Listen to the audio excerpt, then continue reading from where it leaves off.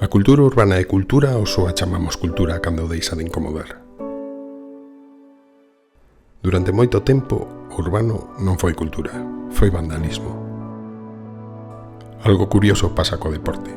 Mentres non encaixa, non se considera cultura. Así que a pregunta é inevitable. Que é realmente a cultura urbana? É só deporte ou algo que aínda non aprendemos a mirar doutro xeito? Algo parecido pasou aquí. Un proxecto nun podo de costa, un lugar de mar e de tradicións onde a vida sempre estivo máis ligada á pesca que ao cemento. Aquí o deporte apréndese case como ir a pescar, aprendes a surfear como quen vai ao porto a por calamares, mirando aos amigos, aos irmáns, aos veciños. Porque moito do que ocorre aquí non se aprende na escola, ainda que tamén debería, pero isto tamén é incómodo, como a cultura urbana.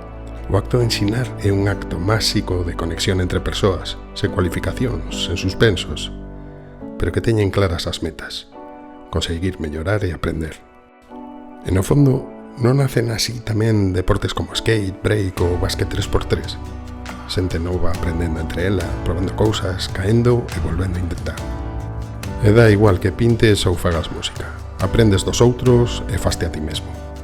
Como diría Valle Inclán, ás veces hai que mirar a realidade dende outro ángulo para entender o que está pasando. Cando o ropetiño comezou, tampouco era fácil de explicar. Cultura urbana nun pobo mariñeiro. Soaba raro. E moitos preguntábanse se aquelo era só vandalismo ou en realidade estaba empezando a cambiar a cultura do lugar.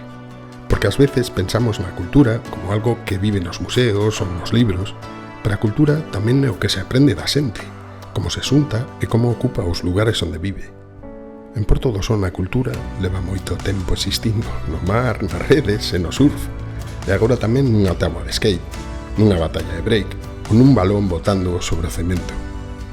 E cando iso pasa, xa non é só deporte, é o rompe.